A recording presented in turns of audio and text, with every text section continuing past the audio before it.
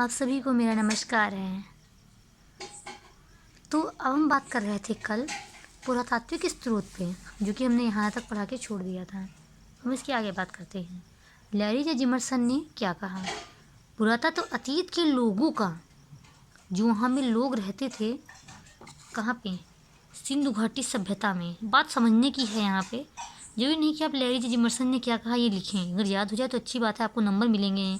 यहाँ से टीचर से चेक कर रहा है, वो पूरा नहीं पढ़ता है।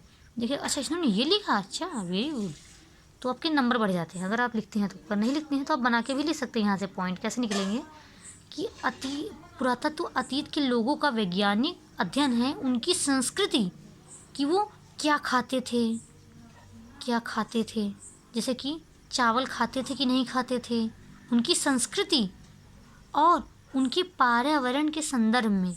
एक्चुअली में पर्यावरण का संदर्भ कैसे आता है पुरातत्व की सहायता से? वो ऐसे आता है कि पर्यावरण, जैसे कि उस समय की जो संस्कृति और उसके पर्यावरण के संदर्भ में। किसके पर्यावरण के संदर्भ में? पुरातत्व के अतीत के लोगों के पर्यावरण के संदर्भ में। मतलब संस्कृति बताया नहीं आपके, वो क्या खाते थे, तो उसी तरह से उन लोगों का वेशभूषा कैसी थी, संस्कृति कि मतलब लहंगा चुनरी तो पहनते नहीं थे उस समय के लोग। और पता है आपको, सिंधु घाटी सभ्यता में ऐसे प्रमाण मिले हैं कि जिस तरह से हम लोग अब रह रहे हैं, उस समय विकसित हो चुका था सिंधु घाटी सभ्यता में। तो इसको भी लिख सकते हैं आप। खैर, अगर वीडियो अच्छा लगे तो लाइक सब्सक्राइब जरूर कीजिए, शेयर कीजिए, क्योंकि ज्ञान बांटने से बढ़ता है। ठीक है, तो मेरे वीडियो में मैं आपको सब कुछ बताऊंगी।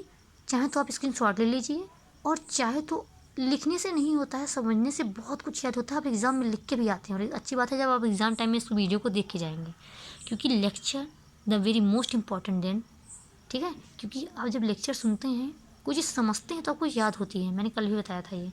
भारतीय पुरातत्व संबंधी कार्य की शुरुआत यूरोपियों ने, चलो हर जगह है, प्रसिद्ध प्राच्यविद सर विलियम जोन्स ने एशियाटिक सोसाइटी ऑफ बंगाल की स्थापना की। ये सब फर्जी का है कि ऐसा लिखने से कोई मतलब नहीं है, मतलब असाइनमेंट मैंने लिख दिया था। प्रारंभ में सोसाइटी की कार्यभाषा एवं साहित्य तक सीमित नहीं था, उसी शीघ्र ही इस सोसाइटी ने पुरातत्व की ओर ध्यान आकर्षित किया। मतलब ये आप ही लिख सकते हैं कि एशियाटिक सोसाइटी ऑफ बंगाल में क्या हुआ था कि वो साहित्य और कार्यभाषा के काम कर रही थी, परंतु जो है उसके बाद में पुरातत्व की ओर ध्यान गया कि चलो अच्छा खुदाई करते हैं। बहुत इंटरेस्टिंग बात है। उन्हें पढ़ने के लिए समस्या आई। अब भाई क्या हुआ कि जब हम कहें कि हमें बीए में पढ़ाई करनी है, तो हम बीए में गए, तो बीए में पढ़ाई करने गए तो पता चला कि पढ़ाई तो भाई बहुत कठिन है, या बीएससी तो बहुत कठिन है, तो उसको पढ़ने में समस्या आई। जैसे हमने लिखा बीएससी, तो जिसको इंग्लिश नहीं आती है वो बीएससी का मतलब क्या जानेगा, पढ़ ही नहीं पाएगा। तो इसी तरह से वो जो यहाँ पे जो अक्षर लिखे थे, ऐसे करके ऐसे करके, तो उन लोगों को अच्छा समझ में नहीं आए।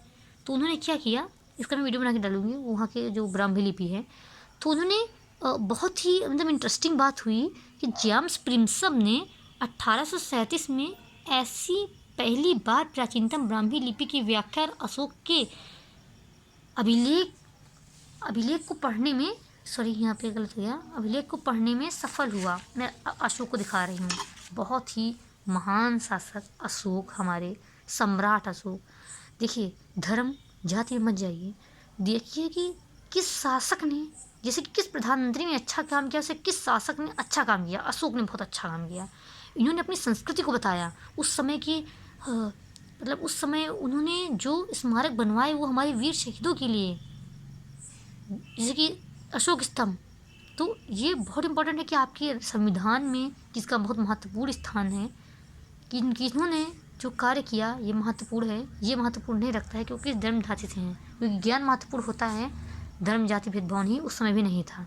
ठीक है, तो ये है कि जेम्स प्रिंसम ने 1837 में पहली बार प्राचीनतम ब्राह्मी लिपि की व्याख्या की, जो अशोक के अभिलेख में वो पढ़ने में सफल हुए।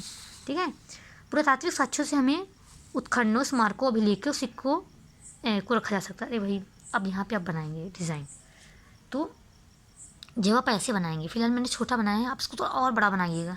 एक तो आपका पेज भरेगा, ठीक है, एक तो आपका पेज भरेगा, क्योंकि पेज भरना भी महत्वपूर्ण होता है वहाँ पे, क्योंकि पेज भरना भी वहाँ बहुत महत्वपूर्ण होता है। क्योंकि आपको कम से कम 3 पेज लिखिए एक क्वेश्चन, तब जाके आपके मेरे मतलब मेरी राइटिंग थोड़ी फास्ट नहीं है, तो मेरे लिखे हुए थे और जो लिखिए 3 पेज में इतना अच्छा लिखिए कि वो आपको नंबर दे ही दे। मेरी सहेली ने 32 पेज लिखे थे, मैंने लिखे थे 15 पेज और दोनों के बराबर नंबर आए। पता है क्यों? उसने बना कर लिखा ज़्यादा, परंतु मैंने अच्छा कॉन्सेप्ट डाला जिससे नंबर मिलते हैं। ब्लैक पेन से लिखा और बहुत सारे ऐसे स्ट्रक्चर बनाए। खैर आगे बढ़ते हैं। इसको आप कई तरह से भी लिख सकते हैं, मतलब कि तो याद हो जाएगा आपको। दूसरा से आप इसको ऐसे भी लिख सकते हैं, जैसे कि पुरातात्विक स्रोत लिखा, ठीक है, यहाँ पे डाला तो ऐसे कर दिया एक, ऐसे कर दिया दूसरा, ऐसे कर दिया तीसरा, या पेड़ बनाइए, पुरातात्विक स्रोत यहाँ लिखिए और ऐसे कर दीजिए सिक्के, ऐसे कीजिए मुहरे, ऐसे कर दीजिए शिलालेख, ऐसे कर दीजिए स्मारक। बहुत ही इंटरेस्टिंग लगा, मैंने इसको बनाया, मैं आपको वीडियो डालूंगी इसका, मतलब जो अभी मैंने इसी साल बनाया है। तो ये हैं अशोक के सिक्के, तो मैंने फ़ोटोकॉपी कराई थी, चिपकाया था असाइनमेंट में, ठीक है। तो अशोक के सिक्के, देखिए यहाँ पे जो लिखा हुआ है मैं आपको दिखाती हूँ थोड़ा बारीकी से। यहाँ पे लिखा हुआ है ये भाषा पढ़ी थी किसने? जेम्स प्रिंसप ने। मतलब मामला समझ रहे हैं आप कि इसको पढ़ना, इससे पता क्या पता चला, ये जो पुरातात्विक स्रोत है, मुख्य उद्देश्य क्या है मेरा इसका बताने का, ये जो पुरातात्विक स्रोत हमें ये बताते हैं, आपको समझना जरूरी है। पुरातात्विक स्रोत हमें बताते हैं कि उस समय, तो हम लिख सकते हैं पुरातात्विक स्रोत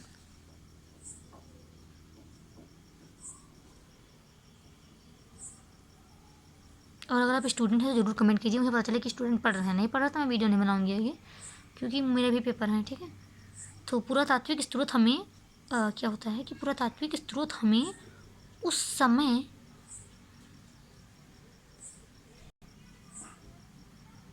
के बारे में जानने में मदद करते हैं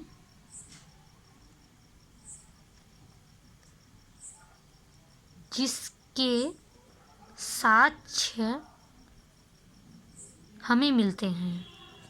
जब सिक्का हमें मिला तभी तो हमने जाना, तभी हमने पढ़ा, तो हम जाने कि अशोक सम्राट का काल क्या था, उनका पीरियड का था। मतलब काल जाना तो हमने क्या जाना? इतिहास जाना।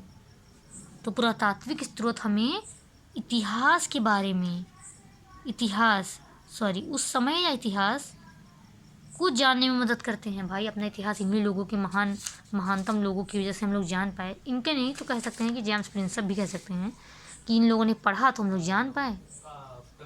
सबसे ज़रूरी चीज़, उस समय की जो मूर्तियाँ बनी उसकी विशेषता भी इतनी थी कि कितने दशकों तक ज़मीनों में धंसी रही, उसके बावजूद जब प्राप्त हुई तो वैसी की वैसी थी, थोड़ा वो टूटी उटी, लेकिन ये हमारी संस्कृति है कि उस समय मूर्ति थी, ठीक है। थोड़ा प्रॉब्लम हो जाती है। तो मेरे तो ये मतलब बताने का था। तो मेरे हिसाब से आपको मेरे वीडियो में अगर आपको स्क्रीनशॉट लेना है तो आप ले लीजिए, लेकिन उससे भी ज़रूरी चीज़ है कि आप उसको समझते हैं तो ये चीज़ कहानी आपको याद रहेगी। और आप खुद देखिएगा, जब को कहानी याद रहेगी ना तो आप वहाँ पे लिख के आराम से फटाफट आएंगे। मुझे प्रॉब्लम हुई थी, मैंने सोचा था पहले ईयर बनाने के लिए, तो अच्छी बात है। अब अभी लिख के देखिए, अभिलेख का टॉपिक बहुत इंटरेस्टिंग, मैंने 6 की बुक से लिखा है, 6 की बुक से है। आप अगर आप सच में अच्छे से नंबर लाने चाहते हैं, पढ़ना चाहते हैं, आपका AIH फर्स्ट मेजर में है, तो आपको चाहिए कि आप 6-7 की बुक उठा के पढ़िए। जब आप ये फर्स्ट ईयर में हैं तो आप 6 की उठाइए, सेकेंड ईयर में है तो आप 7 की उठाइए। मैंने पढ़ा है, मेरी दीदी पढ़ती है, ठीक है। तो अभिलेख में क्या है, कभी कभी शासक या अन्य लोग अपने आदेश पत्रों पर उत्कीर्ण करवाते थे ताकि लोग उन्हें देख सके, पढ़ सके, उनका पालन कर सकें। आप समझ रहे हैं क्या मतलब है? ये ऐसे पत्थर, और इन पे दिखाएं आपको, ये देखिए थोड़ा बहुत हिल जाता है तो इसके लिए माफ़ी चाहती हूँ। तो जो लिखा है यहाँ पे बहुत हल्के में है, हम लोगों को नहीं देखा, फोटोकॉपी है।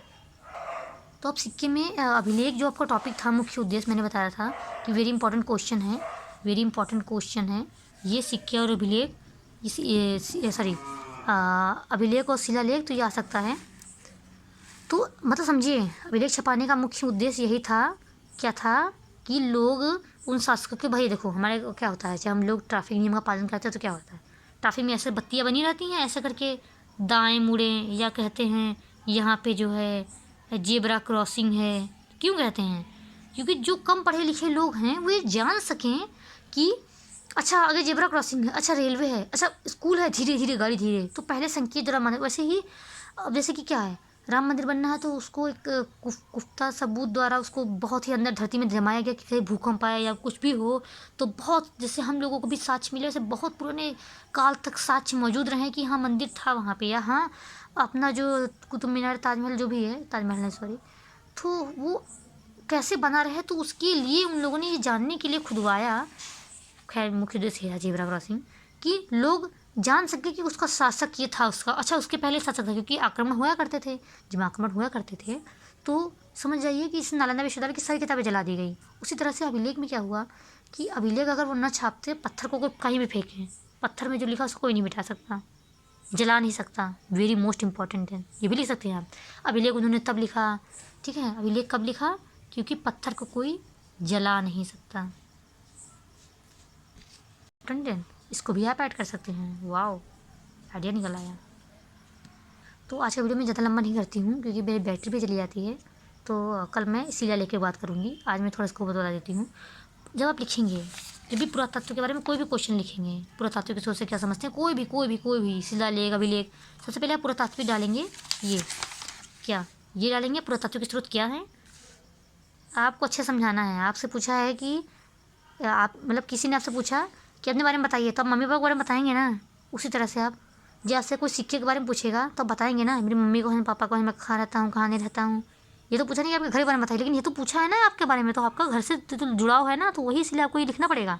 तो उसके लिए आप चाहे ये भी लिख लीजिए, ये सब लिख लीजिएगा, जितनी कहानी आपको आती है सब कहानी लिख दीजिए, अच्छे नंबर आएंगे। ठीक है, वो तो शिलालेख अभिलेख जब पूछेगा तो खैर छोड़िए, जैसे आपका इच्छा हो। तो यहाँ पे ये भी जरूरी होता है, पुरातात्विक क्या है। पुरातात्विक पत्थर और ईंट से बनी इमारतों से अवशेष चित्र या मूर्तियों का अध्ययन करते हैं, मतलब वो होते हैं पुरातात्विक, या इतिहासकार भी कहते हैं। इतिहासकार अलग होते हैं वैसे, ये सेकेंड ईयर में आएगा आपके।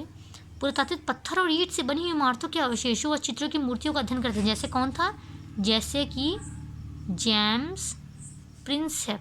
जहाँ तक मैं आपको कुछ पुरातात्विक के नाम बताऊंगी, क्योंकि सेकेंड सेमेस्टर में है पुरातात्विक बारे में, तो मैं इसको थोड़ा सा बताऊंगी, आपको ज्ञान बढ़ेगा आपका।